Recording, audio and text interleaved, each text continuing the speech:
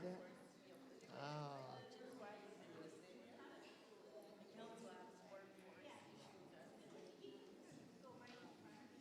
There it is. There's the man. There's the bond. There's the bond.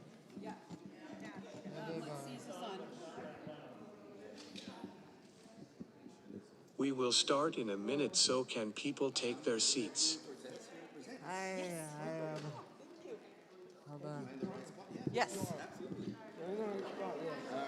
Can we have the device mic turned up a bit more? We can't hear it down here. Thanks. Thank you. Okay.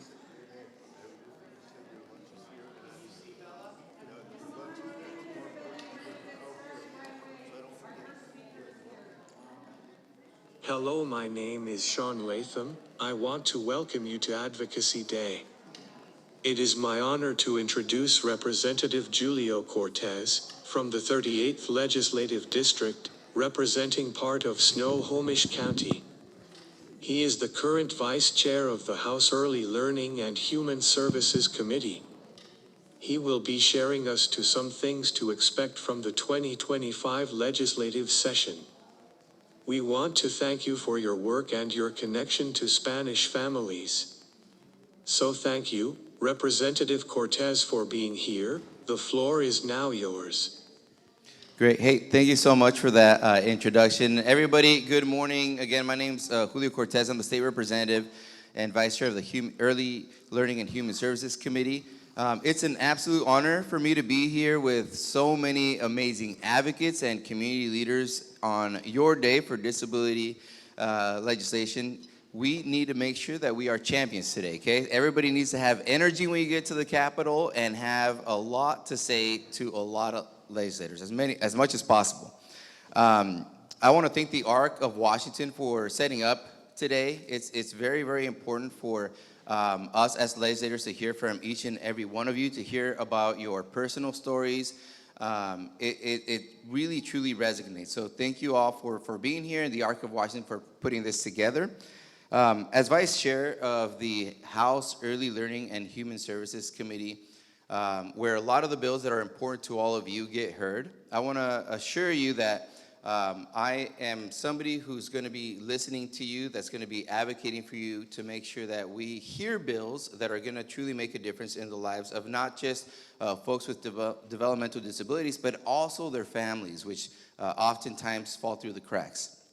You know, we work closely with stakeholders like you to ensure that the policies that we're passing have the opportunity to be seen by all of you, to make sure that the policies reflect your actual needs, and that we're not just passing policies without communicating with you first.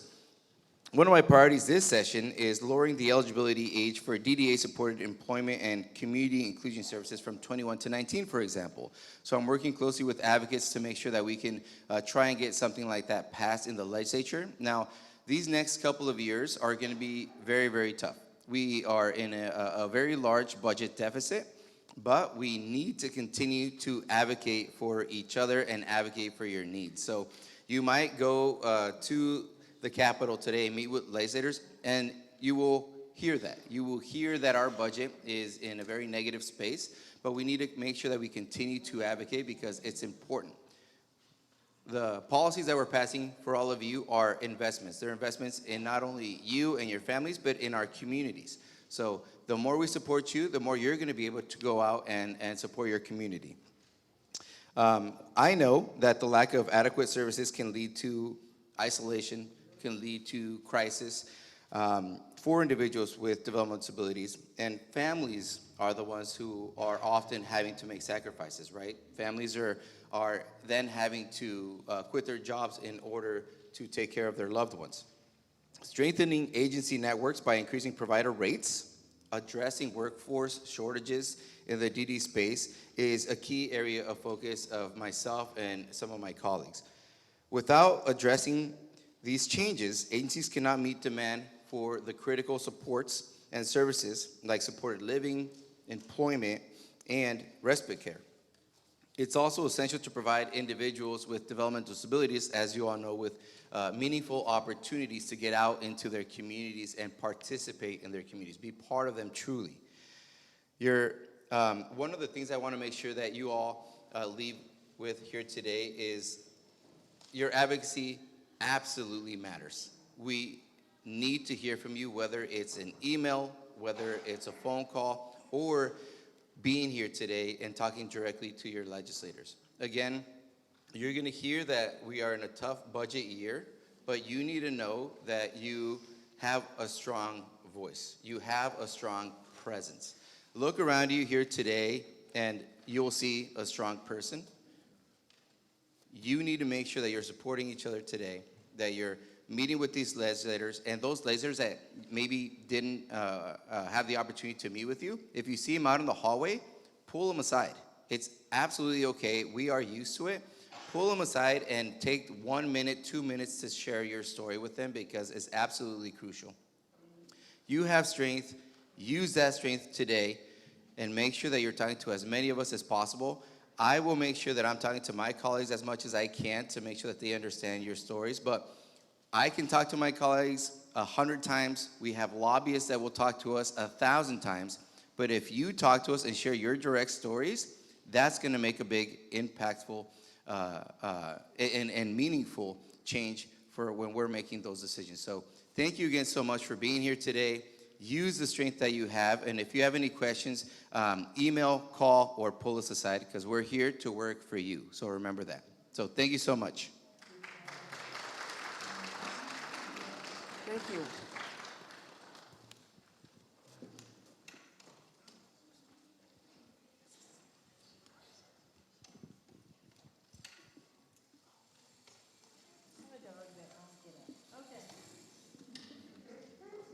Good morning. I'm so excited to be here.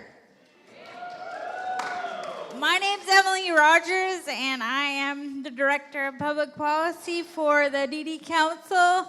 And I am just like, all the times I've been here and doing advocacy, it's like old home week or something, right? Because we have spent so many times here at this church, and we have a long history of advocacy here in this state.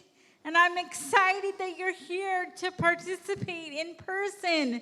How fun is that? Like, it feels like so long since we have spent time in person. And I want to congratulate you, because you got up on time and you managed to make it here. And you're looking good, and you're ready to advocate in some way, right? And that is just awesome. So we have a lot of cool things planned for you today, and we're really glad that you're here. So I look forward to talking with probably many of you over this day, and just welcome to Advocacy Day. And I hope that you can take advantage of all of the things that are going to go on today. Thank you so much.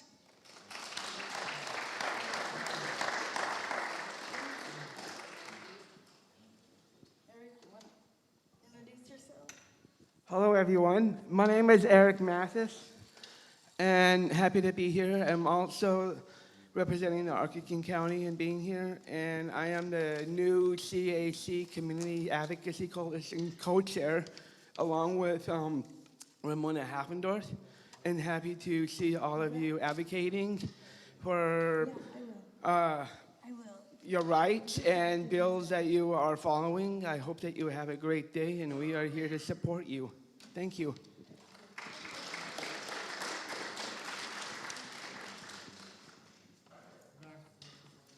Yeah, hang on.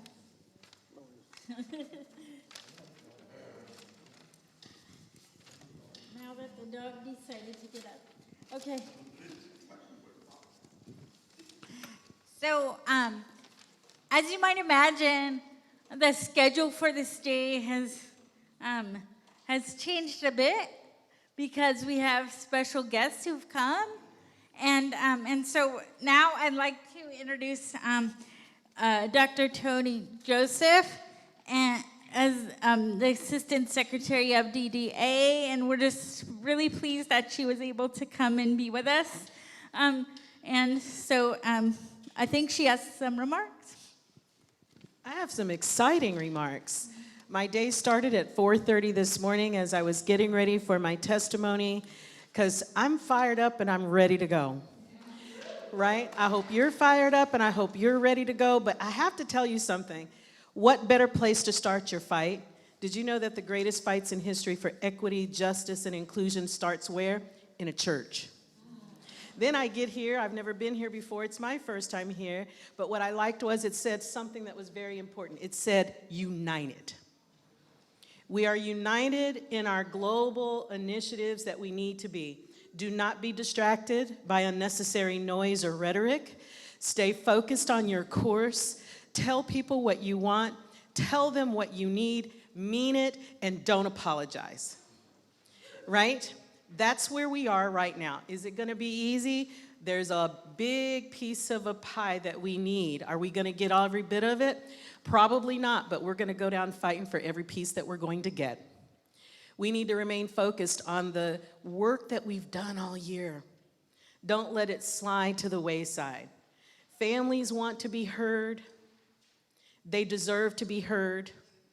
It's their voices that matter. It's their initiatives and your advocacy. It's the most important thing that we can do in this moment.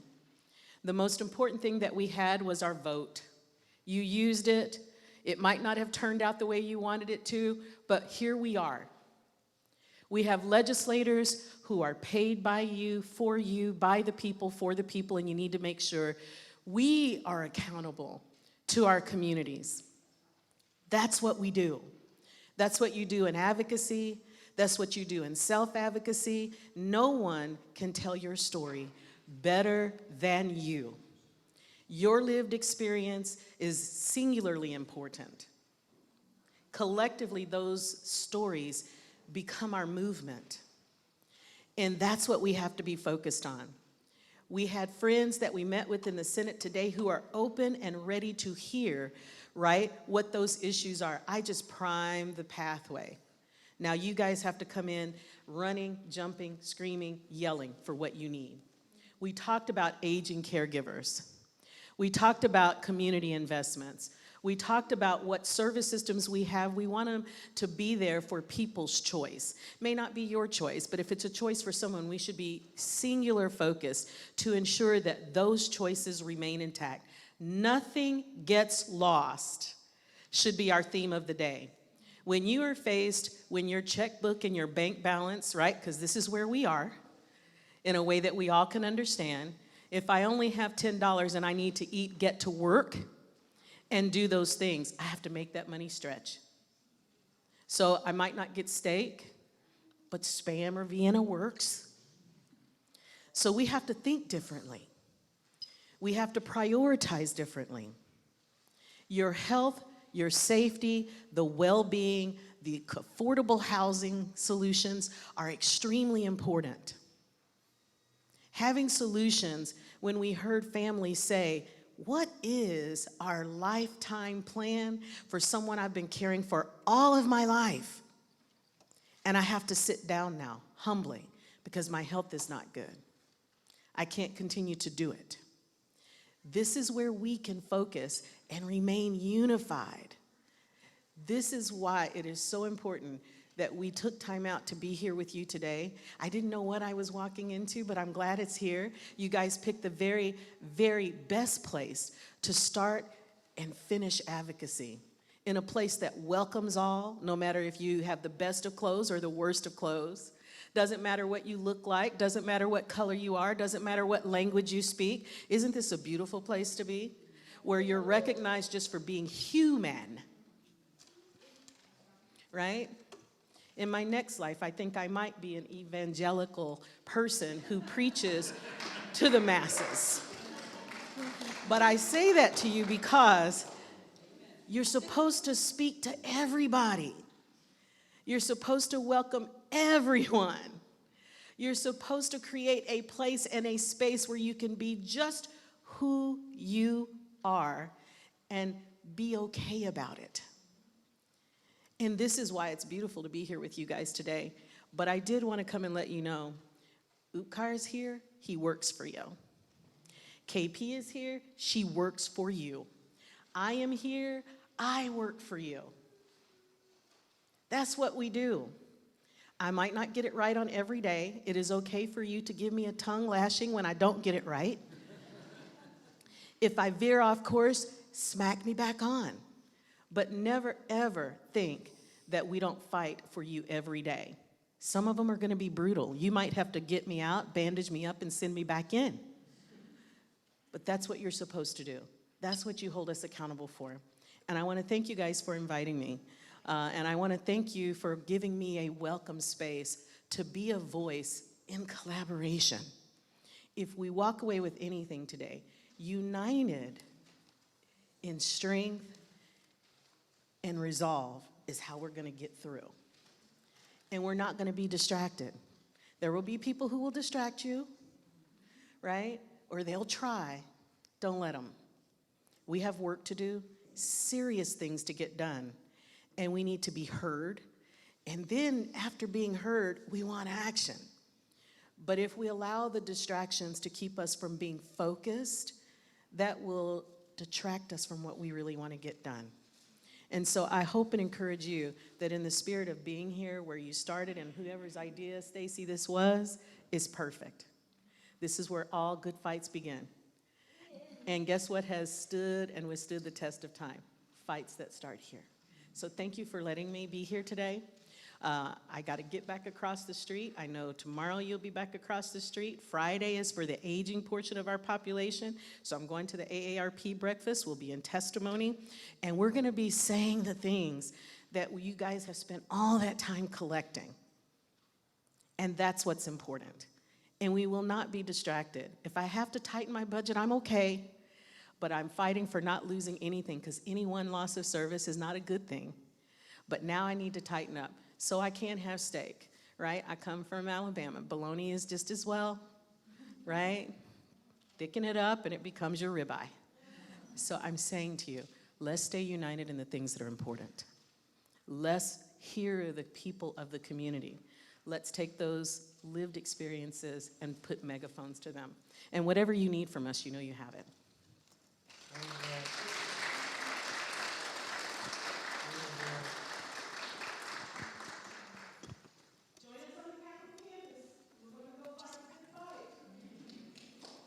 Good morning, everyone. I am so glad you are all here with us today. My name is Sean Latham, the Policy Coordinator for the ARC of Washington. I'm glad to welcome you to Advocacy Day today, our first one in person in a few years. It's exciting to see everyone faces in person. I want to give you a few announcements. We ask those of you who may have accidentally parked in the church's parking lot, we need you to move your vehicle to the street, because we don't have access to the lot. Also, please note the emergency exits at the sides of the buildings.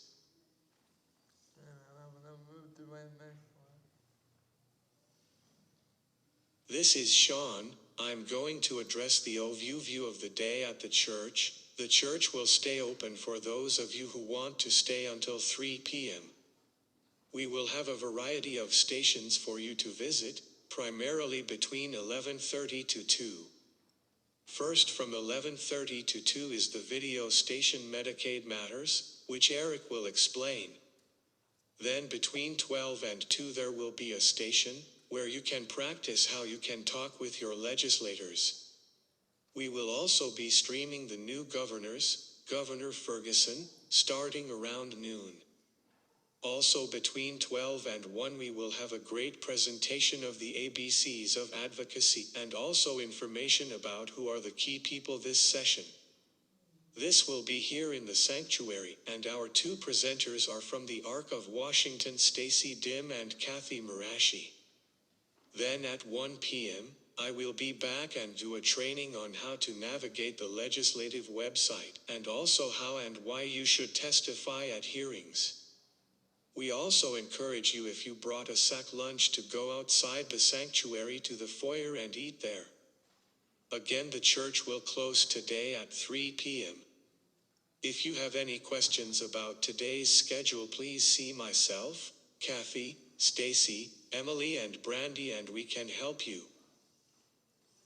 Oh, Eric, you want to thank for the video? Good job, Sean.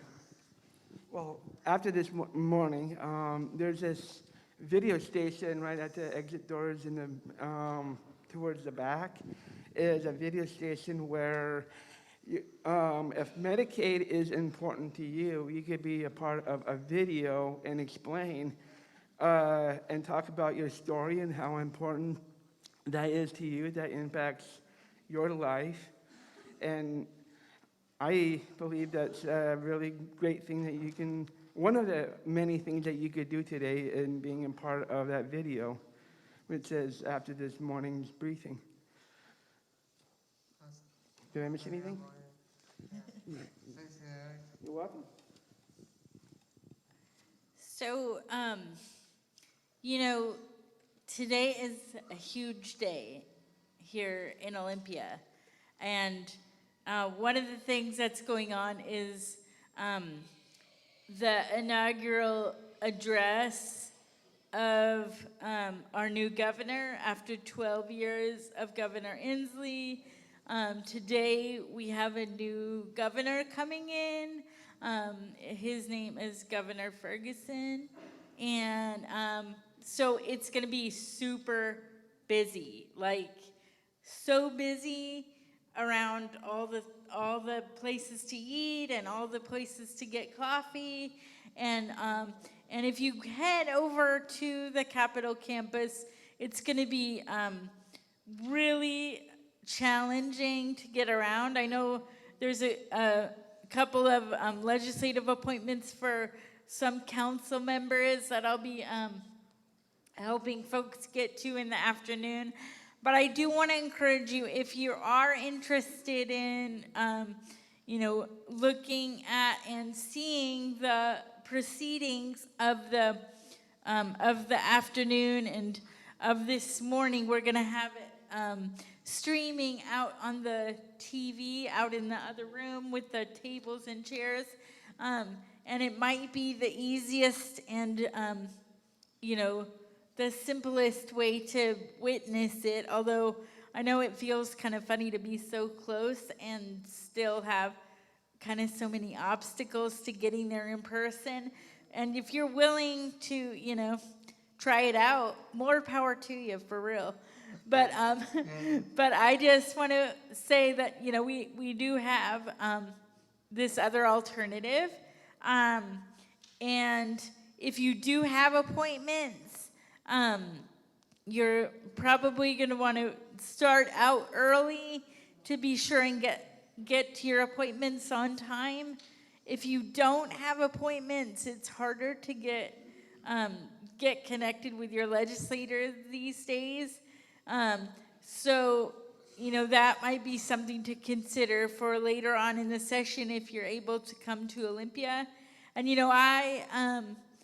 I live in the area, so if you're able to come at another time and we can connect, I mean, there's definitely a possibility that I could come and be with you and help you to navigate the Capitol campus if you have an appointment. So I just wanted to throw that out there as well, that this isn't like, the only time that you might be able to get an appointment, because I know for me, it was difficult getting appointments with the busy schedule for today. So, but we're just really pleased that you're here. And so, do you have the introduction of Kathy now? I think Eric was. Okay. You want to introduce Kathy? Awesome. Yeah, our next awesome speaker is going to be Kathy Marahasi. So you want to come up and let us know about the bills that we're looking at?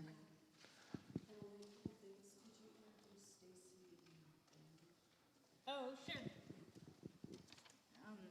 So, I don't know where people are in the world, but somewhere in this room is Brandy Motz, who is our Developmental Disability Council Executive Director.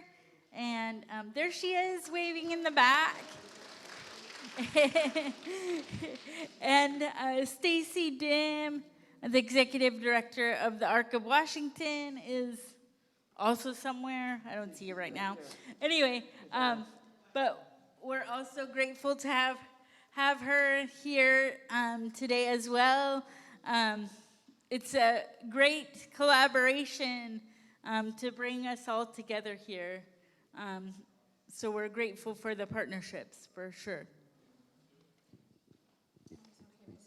Yeah. Hi, everybody. I'm so excited you're here. I'm Stacy Dim, the Executive Director at the ARC of Washington State.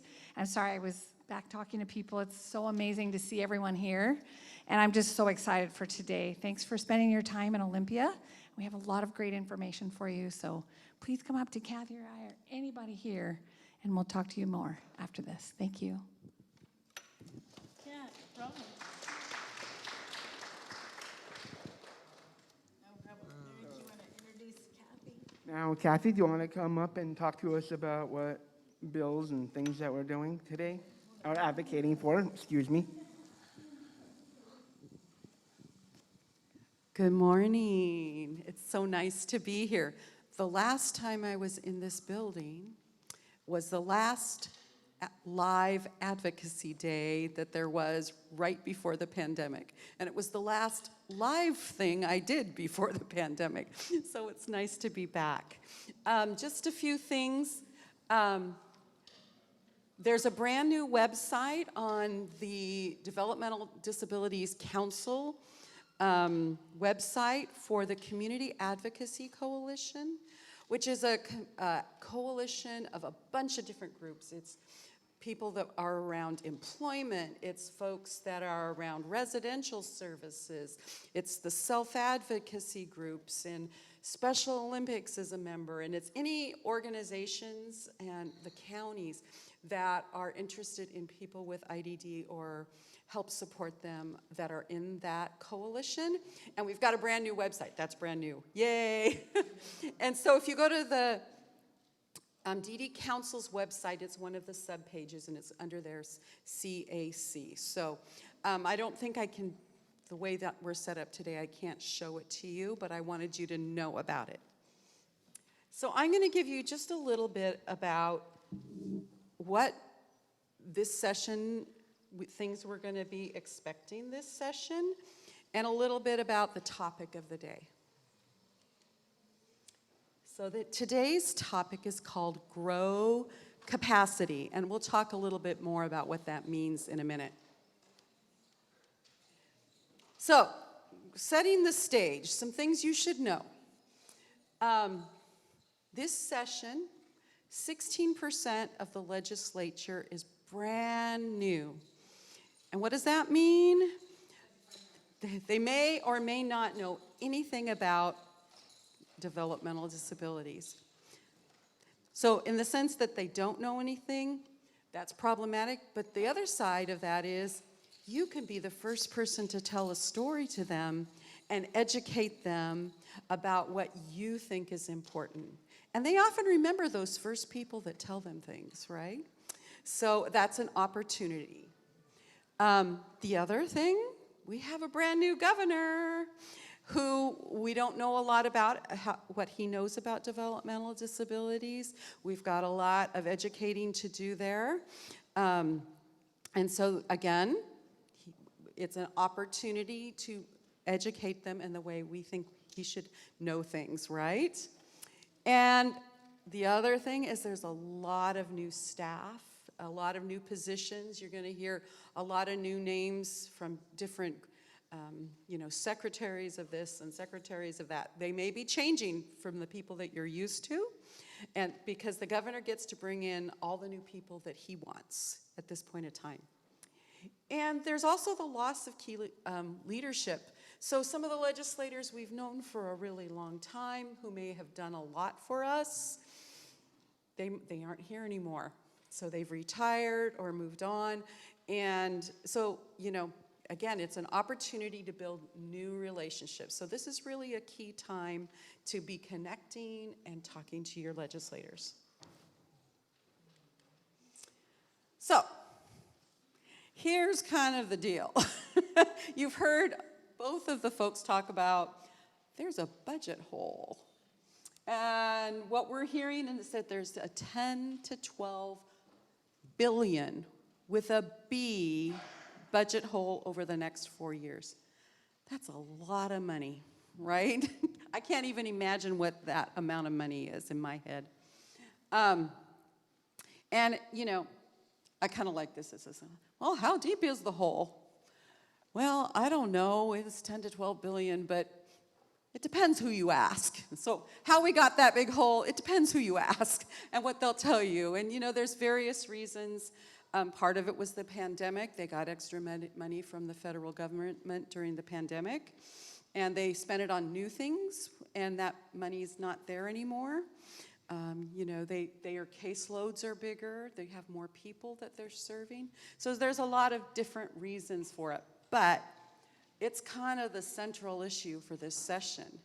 And part of that is really that we have to watch that and be careful, because what we don't want to have happen is people with IDD services getting cut, right? That's what we need to be careful about. So the other piece that we have kind of in the background, we also have a new president coming and new Congress folks. So in the background, we have all the stuff here locally in the state, but we've got new stuff coming, and they're talking about Medicaid and cuts to Medicaid at the federal level. So that's kind of looming in the background. I don't want you to be scared, but those things we also have to pay attention to. And so there's, we have a big hole here, and then potentially the way things are could change. So we've got work to do. Let's see, I've got to point it that way. So some of the things that are happening, some of them have already happened, is that the agencies, that's like DDA and DSHS, all those agencies, Department of Education, they've already been told they have to freeze their travel, try not to drive too much. They're told they don't hire new people because you can't get new people. Don't buy any new equipment. Don't take on any new contracts. So some of the things are already starting to happen. Governor Inslee started talking about some of those things. Already we heard many, of you are familiar with our community summit, and that has been canceled. The live summit is canceled. There might be a virtual summit, but we'll see what happens there. And some of the things we've heard, they could sweep up unused waivers. These are things that are possible. We hope they're not going to be a thing. We worry about whether they would tighten eligibility for DDA or tighten eligibility for personal care, that it would be a little bit harder. Now, we're not hearing too much about that right now, and we're hoping that we won't have to face those things. But you need to be aware that there could be potential cuts. So let's go back to our topic today. So it's kind of ironic we're talking about capacity, because right now, in a time that we're talking about cuts, we know that we actually need DDA to kind of grow in their services to people. Yeah, grow in your services to people. And there's a lot of things we need that we're not getting now. So our topic today is grow capacity, and talking about how we could grow. And we really think some language we could use is around DDA really needs a plan, and we need you legislators to plan ahead for us to grow over the next, maybe 5 years. Maybe we have to get through the budget hole before we see it grow too much. But, we need to see it grow, but you need to plan to do that. So, the first thing is we lack capacity.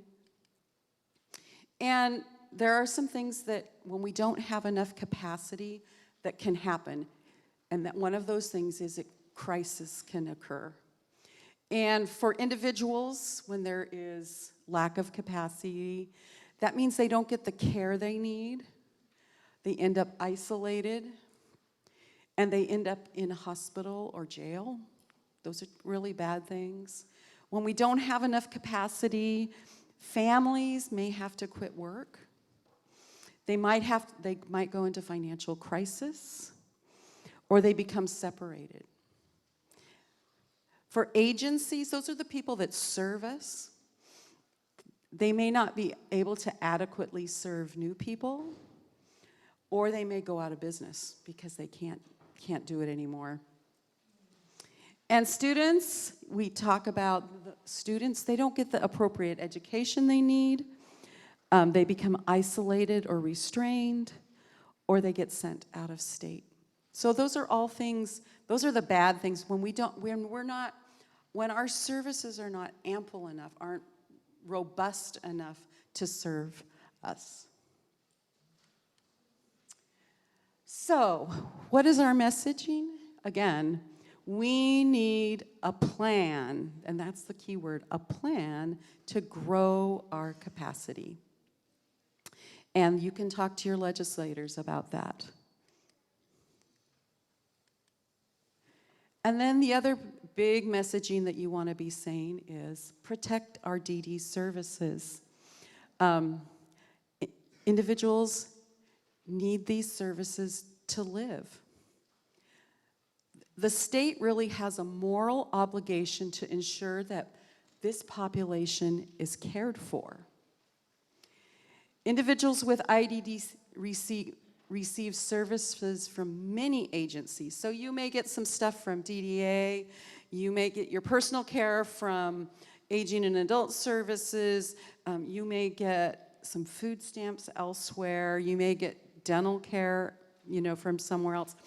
All those things, sometimes what happens is when they start making cuts, you get cuts in all the different places, but for the person, that means you get all those cuts, not just one cut. So we don't really want that messaging. We don't need multiple cuts for our folks. And equal cuts across state agencies are not equitable for people with IDD because we live and depend on those services. It's not like some other services where it's not life dependent, right? So we just want to make sure that we have all those things. So messaging, cuts cause crisis, and protect our services. No cuts. Okay, we're going to come back to that. Okay, and I think we are ready for our next session. We'll come back and talk about bills and stuff later. Emily.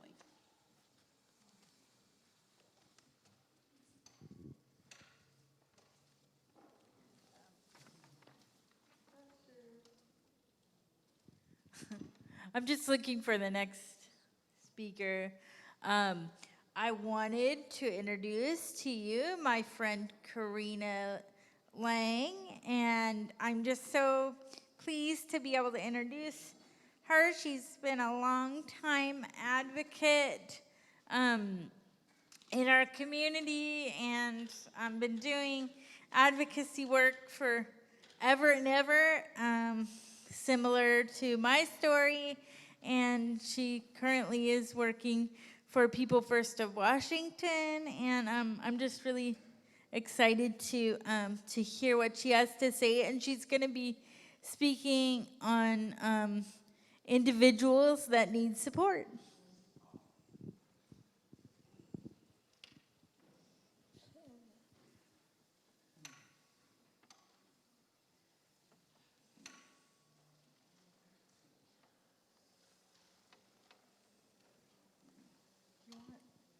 you want one of these mic stands, or how do you?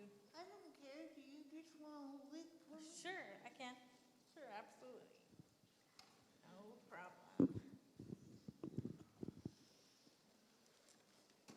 This is how you'll see if I actually have strength in my arm, right? Unless you want me to hold it, I can hold it if you want me. Oh, no, I can either way, whatever works. I've been rolling this around in my head for a couple days. In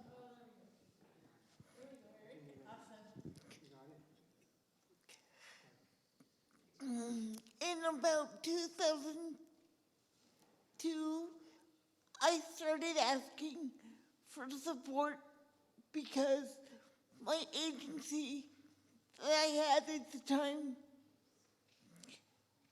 dropped my care.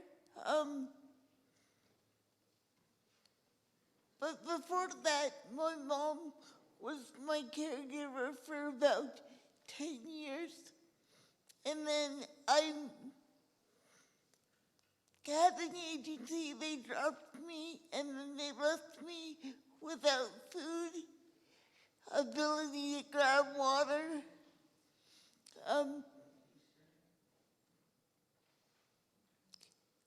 And then APS showed up at my house 3 times, and they took notes. But nothing ever came of that.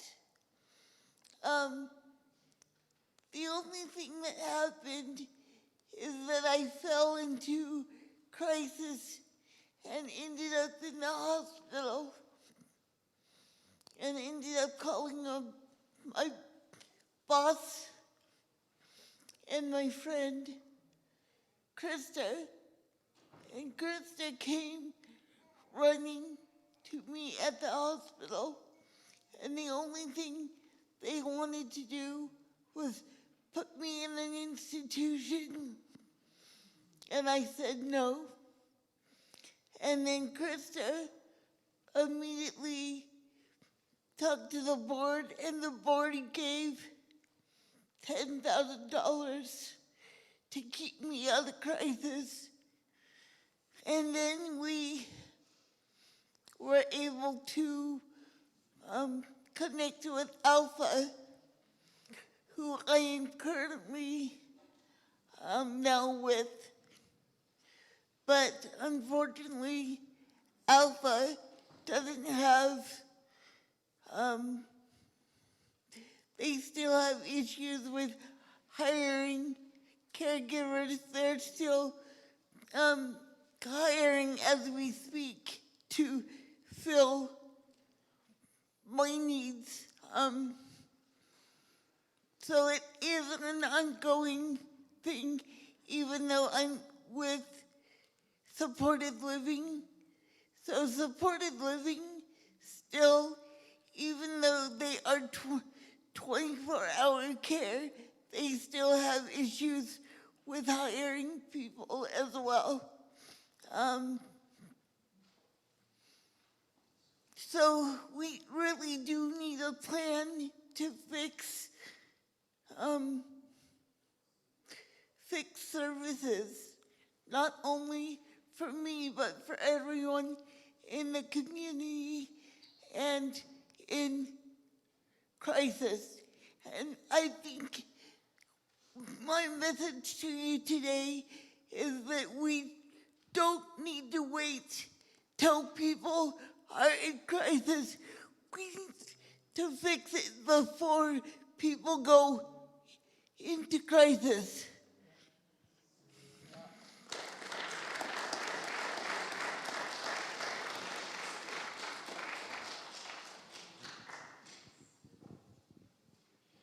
Awesome. Thank you. Thank you so much, Karina. Such a strong message. Just awesome. Thank you. No, you did awesome. Just perfect. Perfect. Yep. Just perfect. Oh, I think if you back up, you're gonna get the mic stand. Oh, if you back up, you're totally fine. I just moved the mic. Eric, thank you. You're welcome. Very good.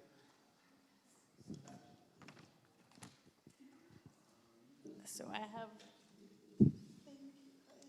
Sure, excellent, excellent.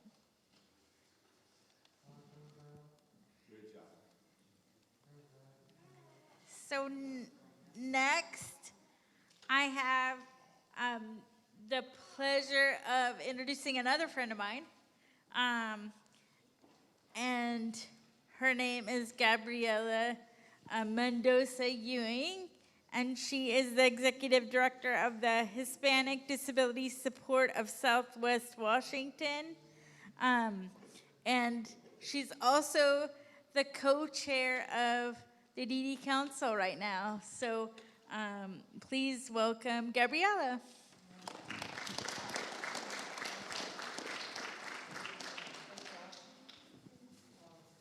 Good morning. How's everybody doing besides freezing? It's great to see you here today. The last time I was in this church was also before the pandemic, so yes. And it's so good to be back in person. My name is Gabriela Mendoza Ewing. I am the Executive Director of Hispanic Disability Support of Southwest Washington, Pasitos Gigantes, and also the co-chair of the DDC. I have the pleasure to know many of you, but also I see a lot of new faces. And I'm here today to talk about family support in the community. We know that I'm a parent of a young man. He's 21 years old. And I know that he needs support in the community. Not only for work, for living, but also from his parents. Because we, at some point, will be aging and won't be there for him. But also, there are a lot of other things that we might not think about, like the families that don't speak the language, and they need support for that language inclusion. And also to navigate the community when they are not accustomed to what we have in the community. When people migrate to other countries, like people migrate to the United States, they find with a totally different culture. As you can see, I'm not American.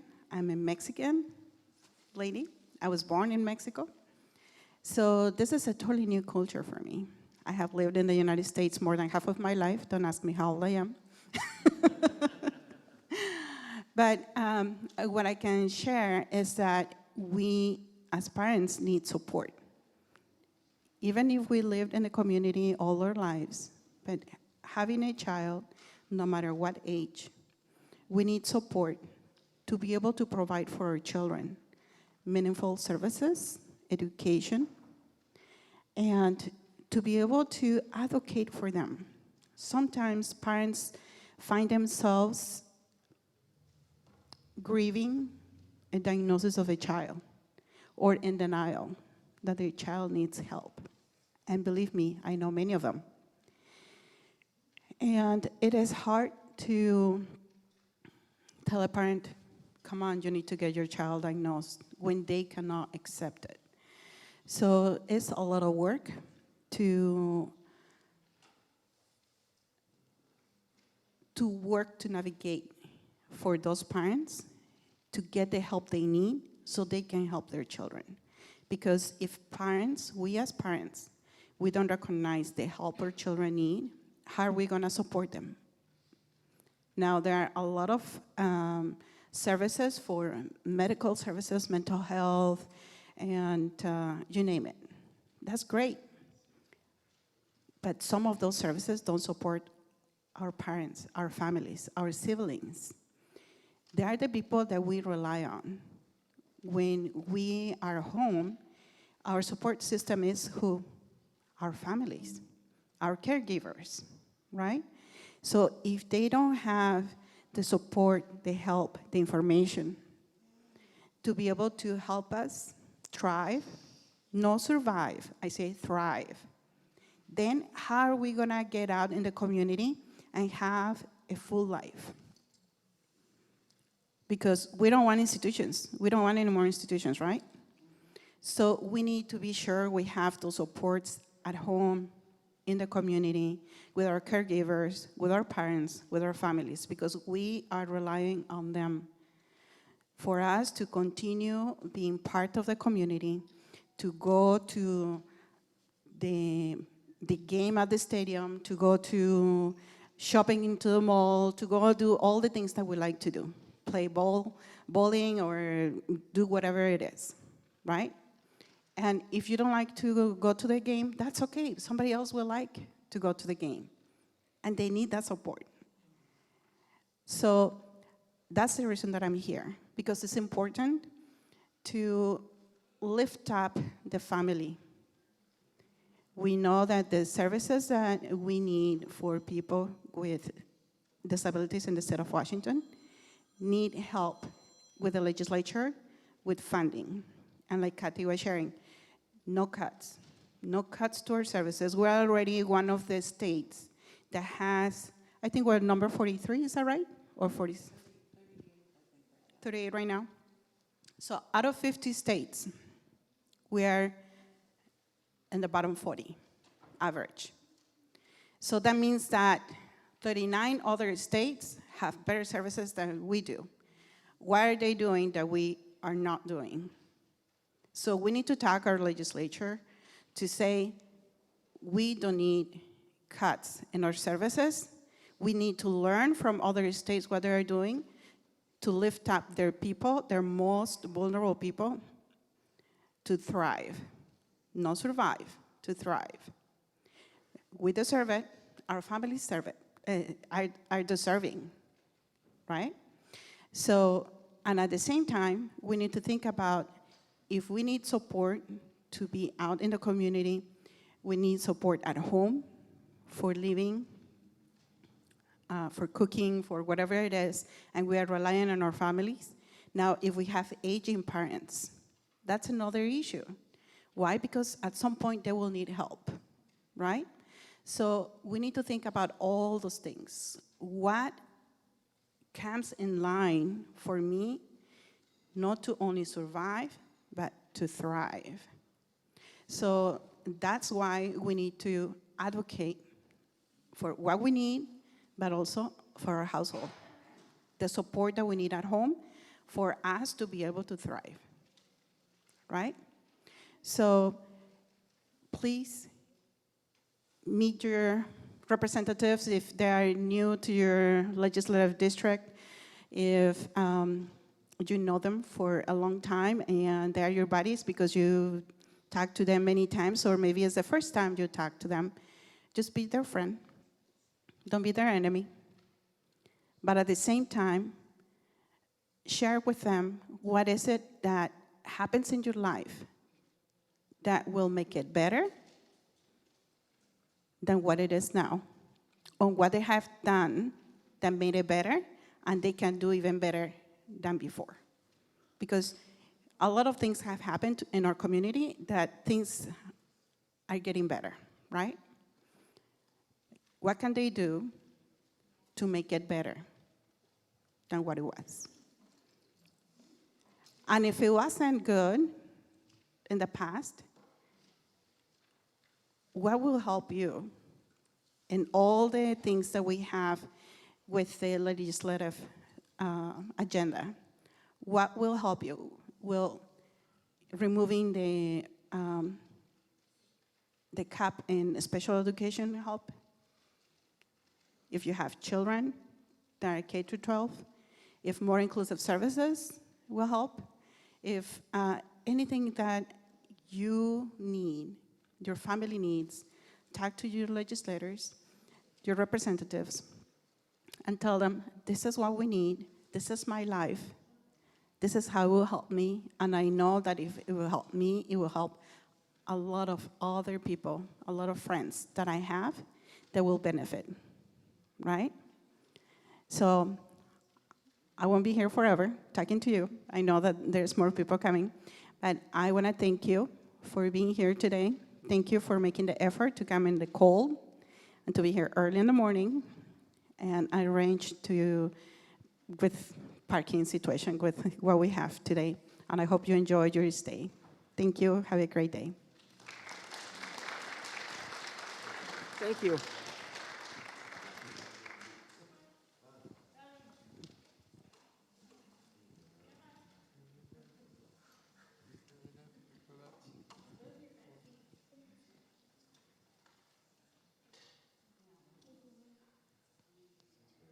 This is Sean.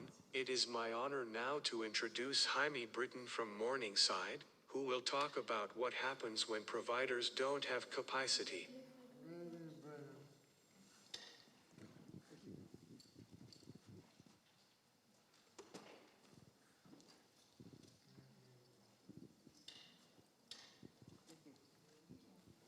Good morning, everybody. I'm excited to be here.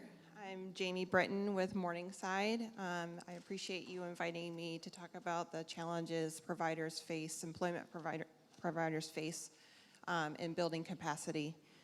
We are local here in Thurston County, and we also have 5 other locations in the nearby counties.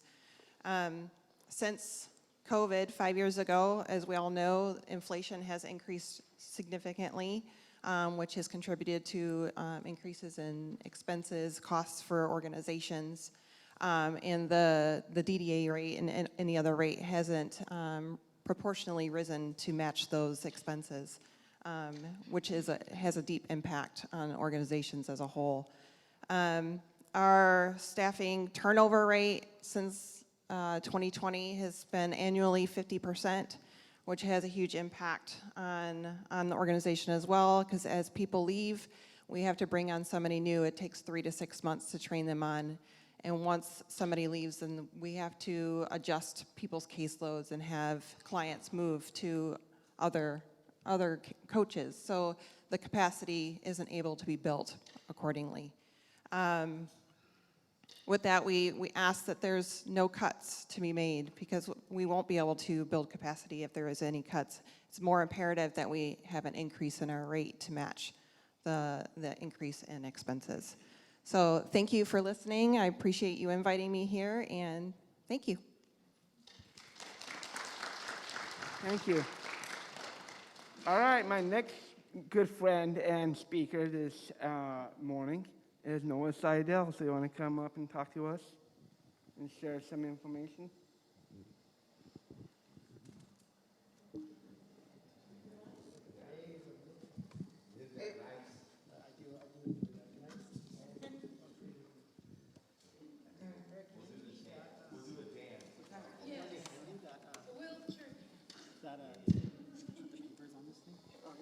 Yeah.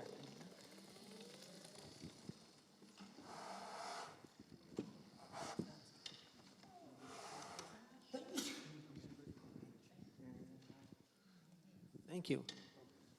Thanks, Eric. My name is Noah Seidel, and I am from the Office of Developmental Disability Ombuds. The DD Ombuds was created in 2016 by the legislature to work on abuse and neglect in Washington State and be independent from the service system to help advocate for individuals with developmental disabilities, with their families, legal representatives, to navigate the service system and respond to abuse and neglect. And part of our work has been putting out reports. And one of the reports that we put out was called Diverting Crisis. And this opened up our eyes and a lot of folks about what happens if somebody goes into crisis or if their care provider goes into crisis, what happens to the individual. And that led us to find out that people are stuck in hospitals, that there are people with developmental disabilities across the state who are at a hospital, sometimes in the emergency room, sometimes they're admitted, sometimes they're not admitted. It's called social admit, and they're stuck there. And then we kept on digging, and we found out that there are youth who are stuck in hospitals across our state. And that led us to another report that we call I Want to Go Home. So today I'm just going to go into a little bit more information on what causes these crises, what we can do to prevent them, and how we can make it so people don't fall into these crises that Karina and others have talked about.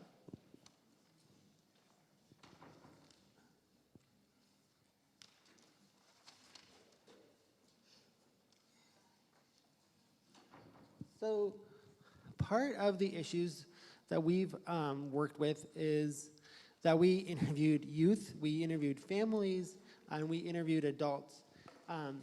And one of the big things that we heard is that when people start asking for services, they don't quickly get them.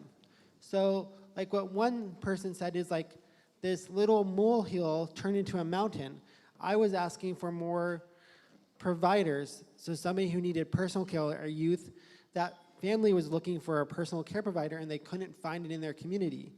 And then that parent had to then leave work, and then had to leave their job, and then there was financial issues, and then they had to find new work, and still that person doesn't have the personal care that they need, and that led to a crisis. What we hear is that there is what they call the SIBS waiver, the Children's Intensive In-Home Behavioral Supports waiver, but to get on that waiver, you have to prove why you need it. Sometimes you're asked to try other solutions first. And while that is happening, that person is going into a crisis. This is a little too tall for me. Some other issues that we hear about is that personal caregiving, like using that Karina Care. Does anybody here use Karina Care? We've heard how it's so hard to navigate that. And if you know somebody who wants to be an individual provider for a person, to get them registered, to go through the process, to get set up to be a provider, it takes time. And in that meantime, people need care. Another issue that I know folks are gonna be working on this year is paid parents of minors to provide that care. You know, often parents are providing that care, but they can't get paid. And that could help with the workforce for both that individual, that family, but it can also open up the workforce for other families and for adults.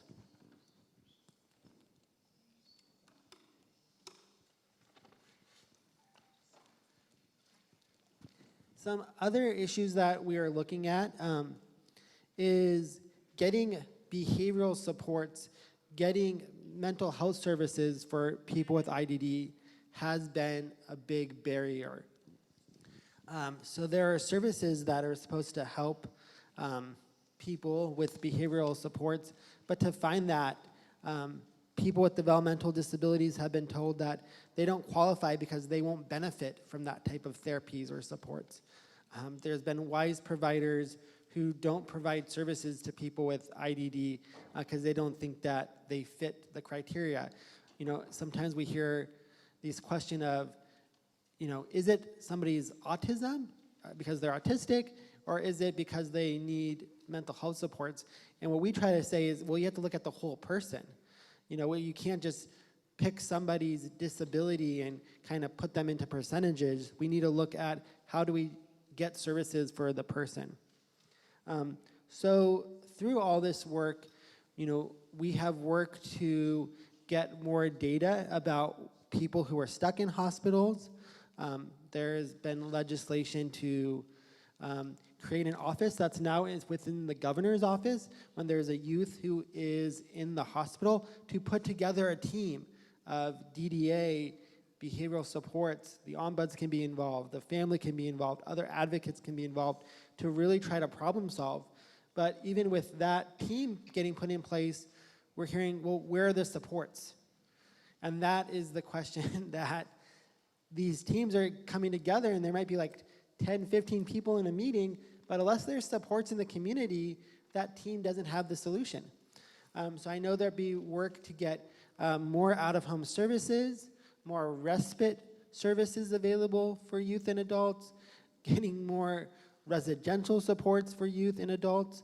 There are youth solas, but there are very few in our state.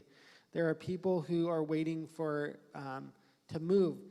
Sometimes it takes almost a year if somebody wants to move out of an institution or out of a hospital to transition back into the community.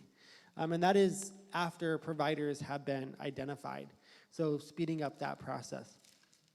So those are some of the issues and some of the solutions that are being looked at. Our report is on our website at ddombuds.org. I also put some brochures in the back. I know this is going to be an issue that many people are trying to solve this problem from different angles, and as much as we can do, the better.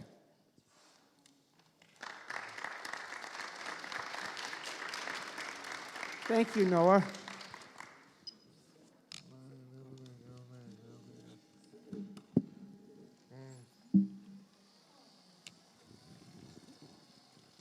This is Sean. Now I will introduce back up a good friend of mine who also happens to be my co-worker, Kathy Murahashi, with today's bills of interest.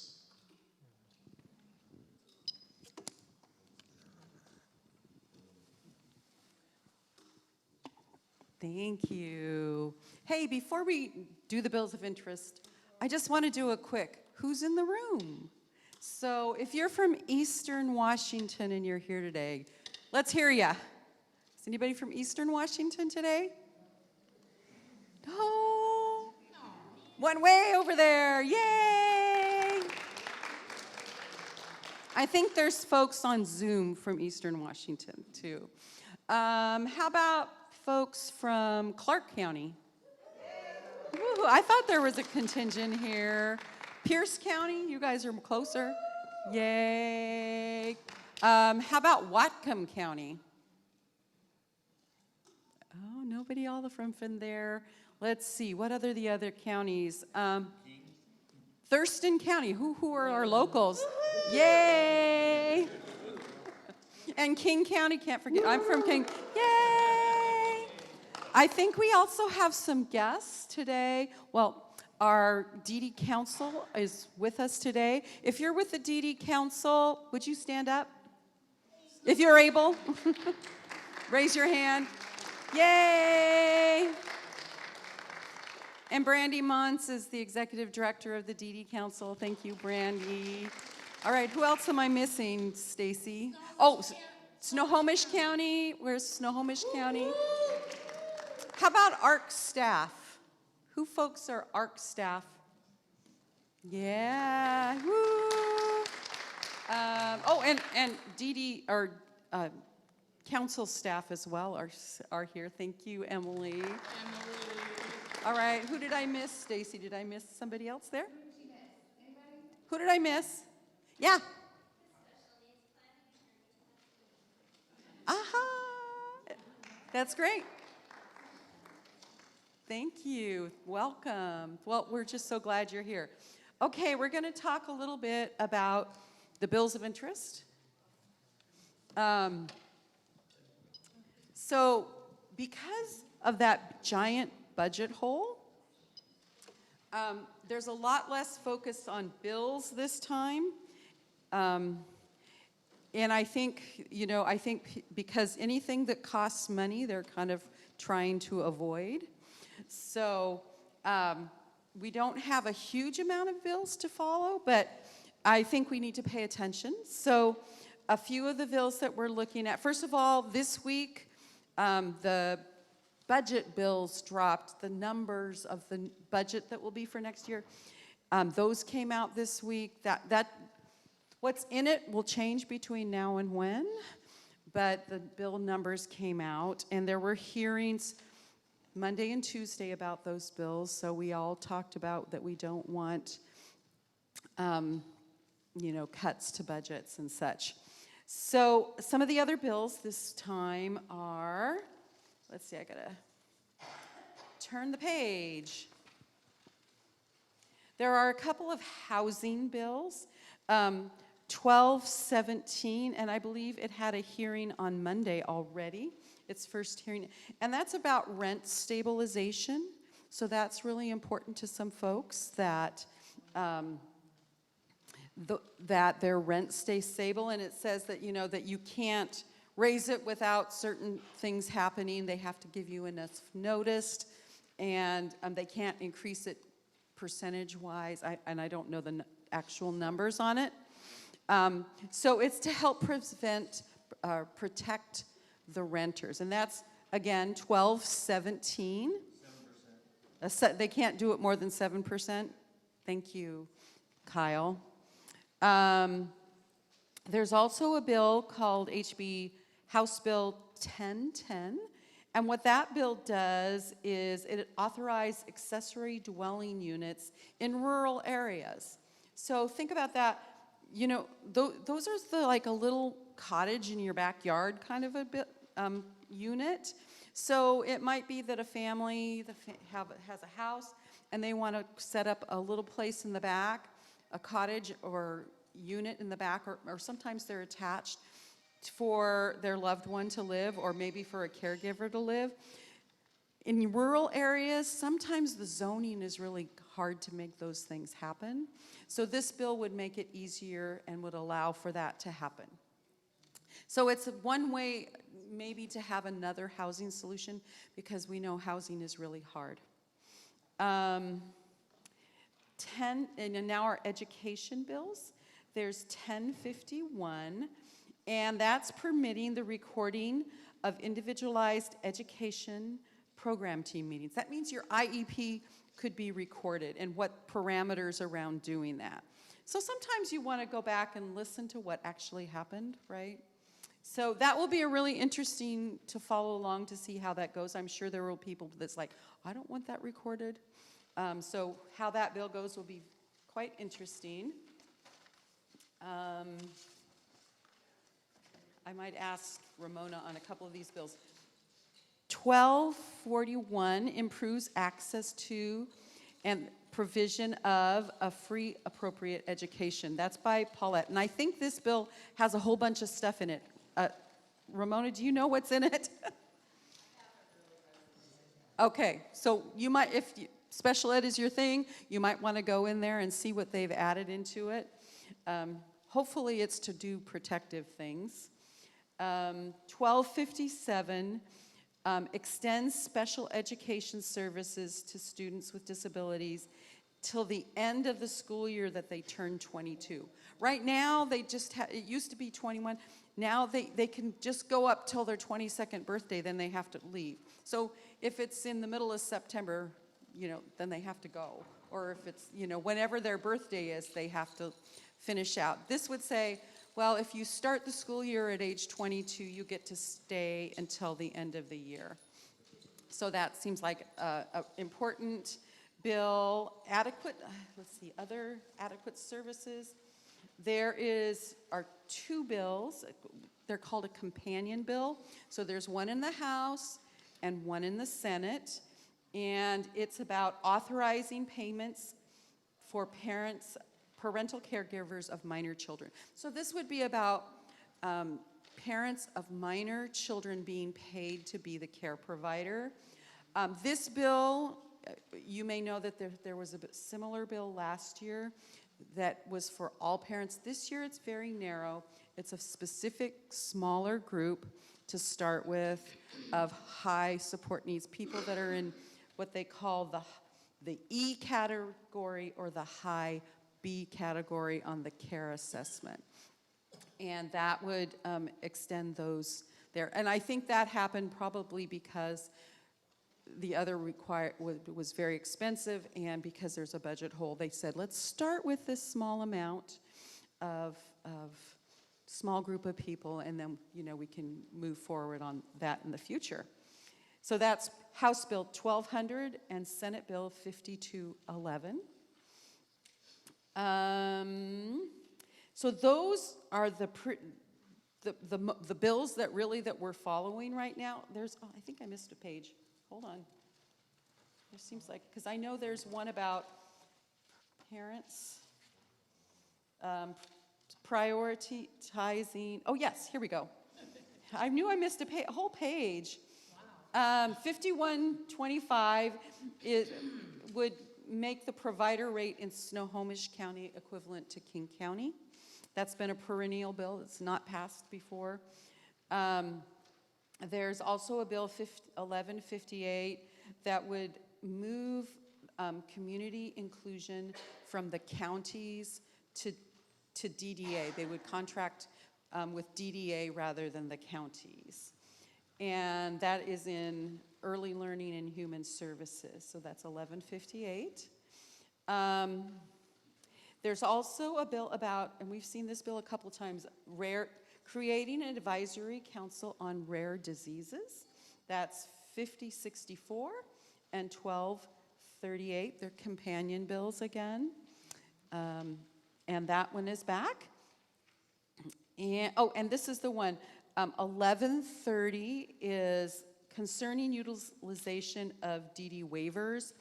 And what it does is says, hey, when we have a limited amount of waivers, who should be the priority when a slot comes up?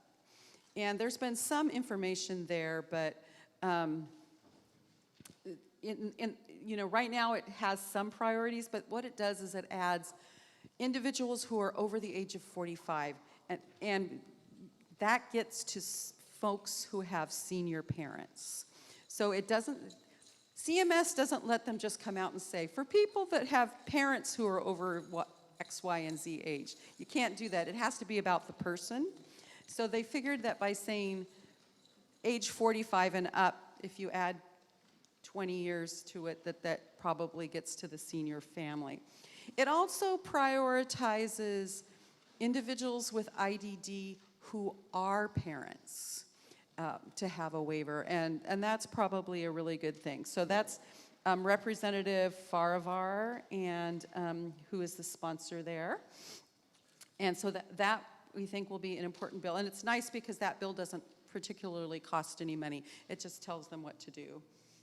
And let's see, did I miss any other pages? Let's see. Whoops. Pick that up. That one's good. Check the back of this page. Sorry about that. Stability. Okay, I think that's all the main bills on our pages for this time. There's some other bills out there that, that were, if you go to our website, arcwa.org, and go to the bill tracker, you'll find all the bills and you can see them change as their status changes. And there's also a little tab at the bottom that has some other bills that are not really DD bills, but they may tangent, kind of in some way impact. You can see those bills as well when you go to the website. We should probably talk about, if there's any hearings. Today is Wednesday. I'm checking to see if there's any hearings today. There is one hearing. This is one of those bills that's not really DD, but it could be addressing the burden of unintentional overpayments for older adults and adults with disabilities. I think it's called the HEN program, or the Aged, Blind, and Disabled program, that if they get an overpayment. And that is today. Oh, it already happened at 8 a.m. Yeah. Okay, I think there's probably not a hearing for today, but there's Thursday. Yep, I think those are the ones for this week, Thursday, Friday, that might be of interest to you. There's on Thursday at 8 a.m., there's an Establishing a Child Care Workforce Standards Board, which may impact folks with disabilities. But most of our bills are not being heard this week, so. Okay, and then should we talk briefly about the budget? Yeah. Yes.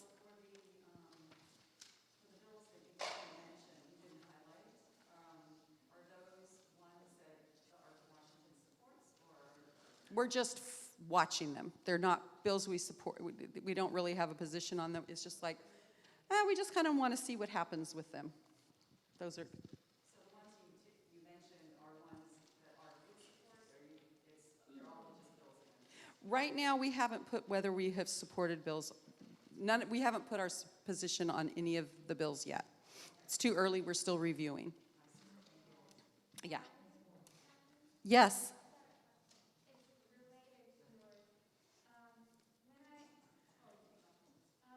When I hear we need to talk to the legislators about having a plan, well, part of that is no cuts. But I'm also thinking, what kind of a plan are we asking them to come up with? I mean, I guess talking about the bills is definitely part of that. But any other ideas? Yeah, I think about how do we plan to grow over the course of time. If you look at aging and adult services, they held Stacy and I went to a summit last year, and they have like this really well laid out plan. In the next 5 years, these are our goals, these are our priorities, and we are going to, and the interesting thing is when those goals and priorities are there, they're things that don't get cut. That it's like we are committed to make these things happen over the course of time. It's not going to be this year, all of it in this year. It's going to be like 5 to 10 years. That how can we have more services, more social engagement opportunities for people with IDD? How can we grow that budget? How can we grow, make sure that our aging families are cared for? And so it's like over a course of time, let's plan to do incremental budget growth. No, that's what we're asking for, because like I said, aging services has it, but DD doesn't really have that.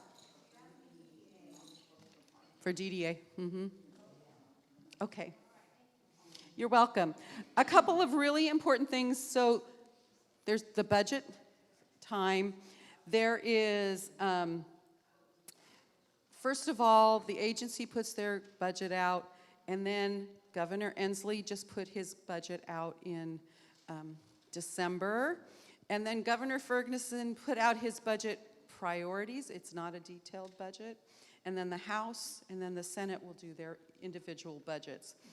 But some highlights, and you'll see this on the page in the back, that big things you should know about in Governor Inslee's budget are that he considers closing Yakima Valley School and Rainier School.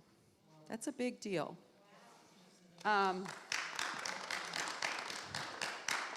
Now, for that to happen, there needs to be an actual bill about that.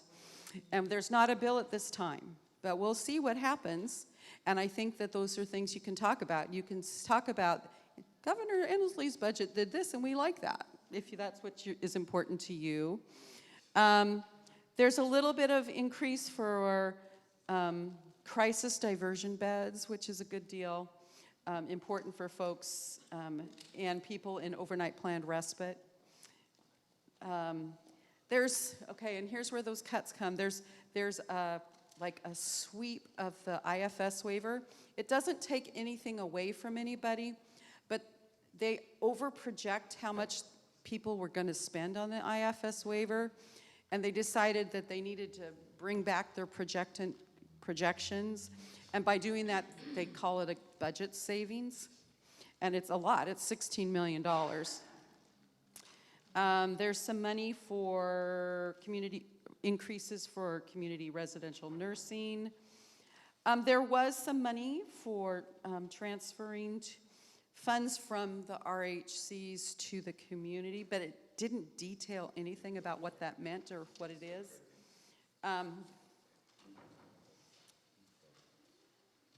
There was money for folks that, we talked about that to age 22, staying in school to 22. There was some money attached to that, and there's money for that because it was based on a lawsuit. So those are the big things that we are hearing. Like we said, there's not a lot of,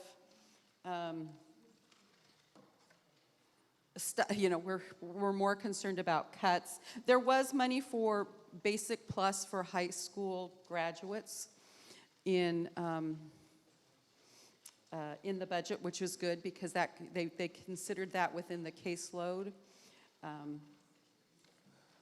And there was also a little bit of money that was a nod to day services and about 7 million to increase hours and the rate for people for respite. It was a little worded a little funny, so we're not exactly sure what it is, but we think that's a good thing for that because we've talked about people needing more things to do during the day. Okay, are there any other questions at this point in time? I do have one for you. Yeah. The other thing about the day thing is it isn't just day, D-A-Y, it's also nighttime or whatever time you want to do it. It's, I mean. That's an issue. So I would encourage you not to just go 5 or 8 to 5, 8. You know, we want to have if you want to have a nightlife, have them say nightlife. I mean, you know, because if you just put it that way, it's really simple. It is. I agree. Any other questions?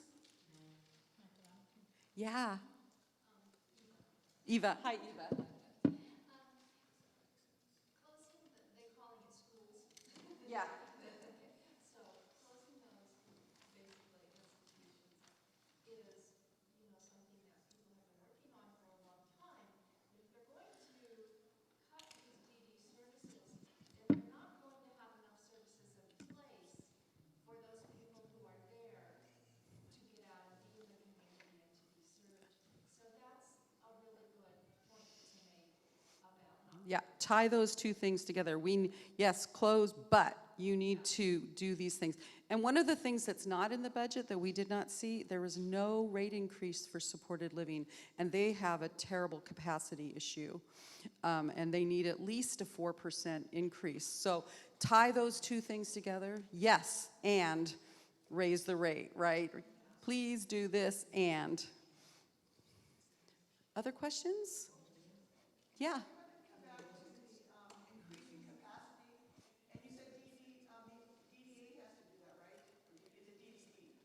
DDA. Okay, and how do we encourage them to do that? What's our goal? Well, actually, you can talk to legislators about that.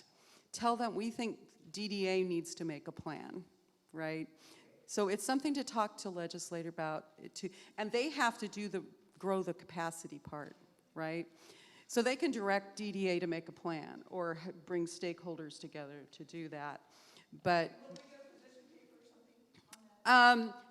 kind of just, I think starting with what we have and just start talking about it at this point in time, I think is the key. Yeah, the one pager from today is just a little piece of that, so. Yes? ALTSA. ALTSA. ALTSA. Aging Long-Term Services Administration. Yeah.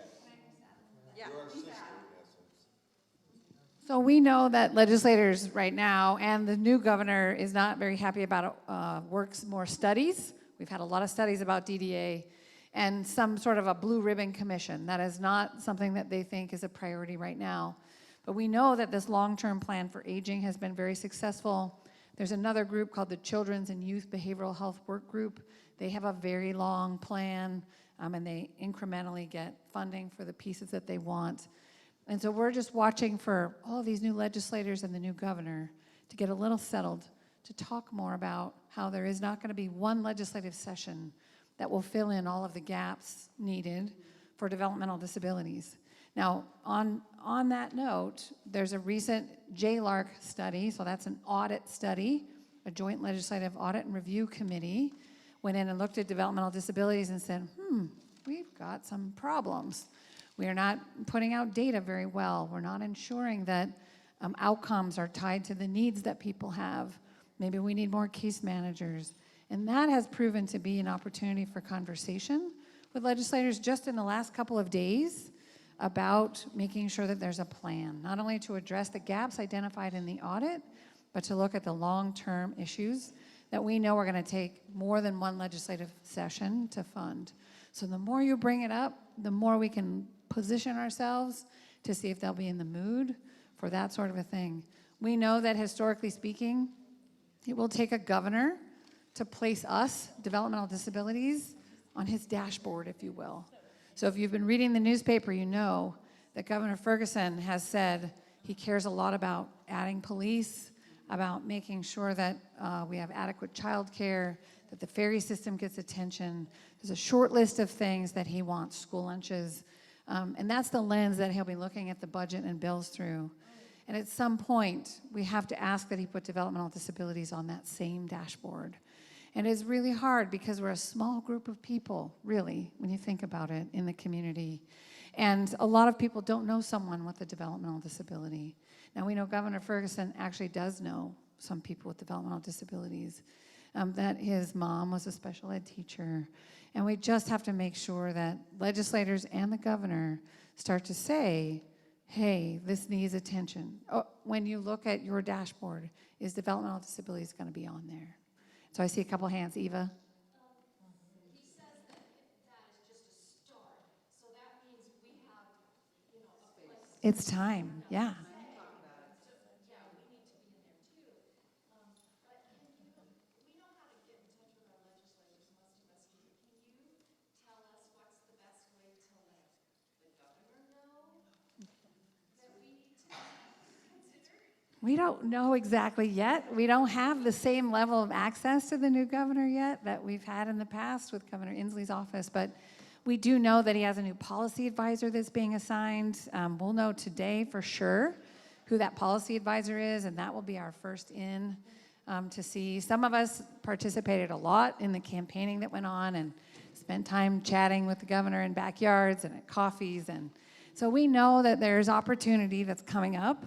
We got to give him a chance to give his inaugural address today at noon and then take over officially, and then we'll start working our way in.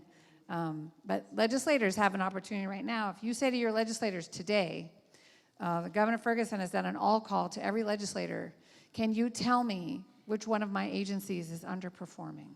Can you help me identify those agencies that need support and assistance? That you ask your legislator to please say developmental disabilities. And so that would be a good thing to start with, because we know legislators will have his attention. Sandy? Oh. To ask your legislator to say to the governor, Developmental Disabilities Agency is one of the agencies that needs your attention. Yeah. Sandy?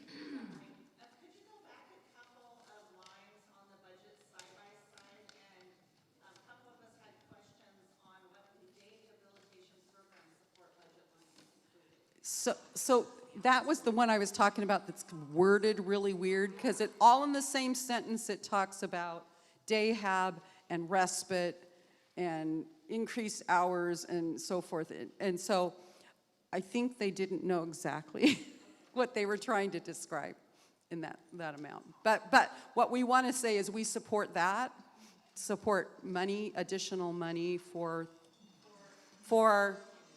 social engagement. Day or night. I think some of that, the reason respite is defined in there is because they used to take respite as payment, but then they have stopped for some reason. They don't get the whole thing. I've heard several different reasons, but none of them make much sense to me. So you either have to be like on a core waiver, or you have to use personal. Yeah. Yeah. Okay. So I think that's why respite is in there, because families want to use their respite. Yeah. Yeah, to get in the community. I don't know, I'm just saying. Any other questions? If not, I'm going to turn it back over to you guys.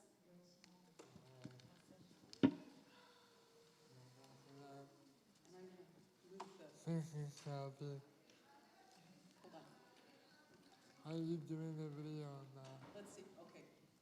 This is one of those. We're going to see if this works. I can do it this afternoon if you Well, let's do it now if we can. Let's see, what time is it?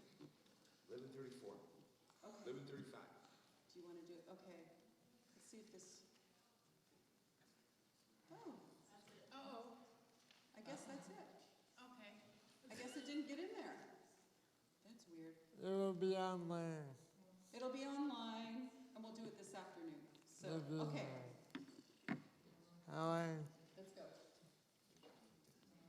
This is Sean. Before we have a time to do any more questions and close this part of the day, let's discuss how you can be involved.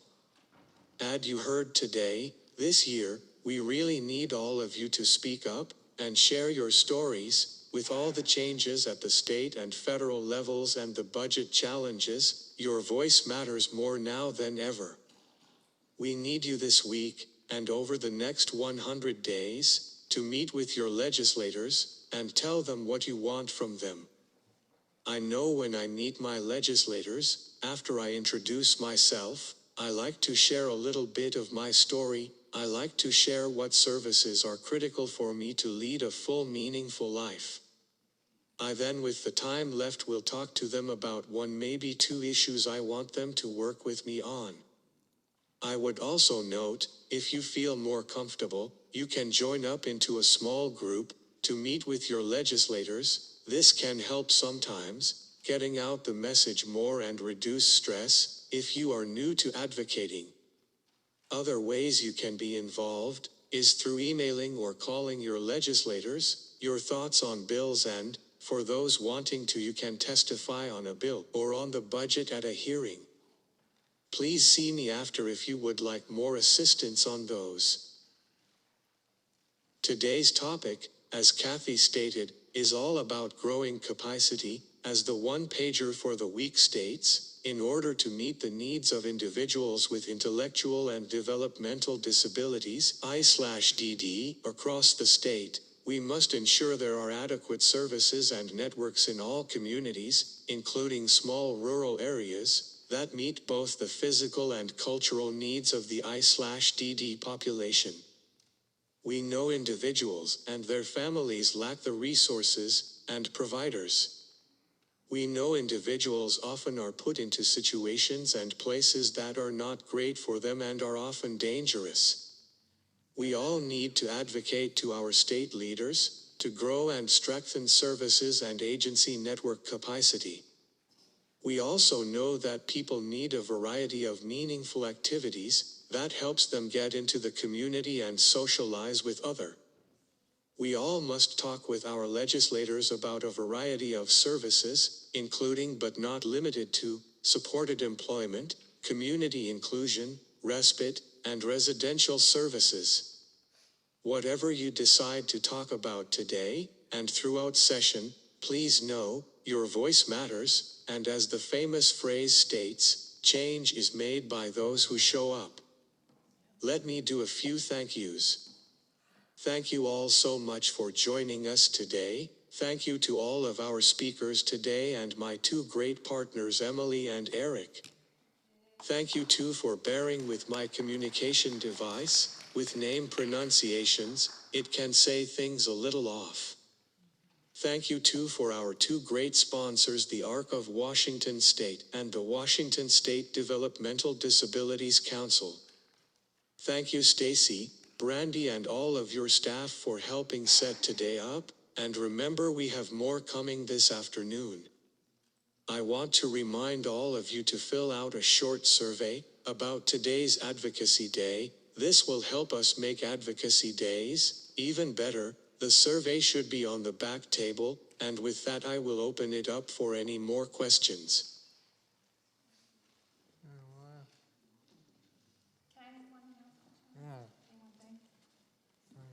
Just for those of you that are staying, know that we have the church for a couple more hours, so you're welcome to use this for lunch or a staging area or to wait for your transportation. And please, if you have great photos from today, if you wouldn't mind sending them over to Kathy or Sean so we can share them with legislators. If you see a legislator today, make sure you take a picture with them. They love it. Send it back to them, and then post it on your social media, because that helps them remember today and the things we talked about. In addition, one more thing, in the very back on this floor, a lovely person named Sarah is doing some videotaping with a few prompts around why Medicaid matters or your story. And we're going to take those sound bites and make a little movie about today and use some of that during the legislative session. So if you're not camera shy and you don't mind just saying a couple of things, please go in the back room and talk to Sarah and let her film you for a minute so that we can get some good sound bites, because it's hard to get it in a room like this. And I just want to thank you again for everything. Somebody's got a hand up back there.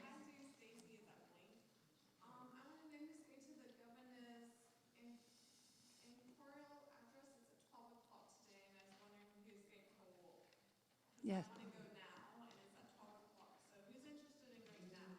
So the governor's inaugural address is in around 12 o'clock. And Emily's asking if anybody wants to walk over there in a group. She's ready to organize a group to go over there. And then we're also going to show it on the televisions here if you want to stay. Thanks, everybody.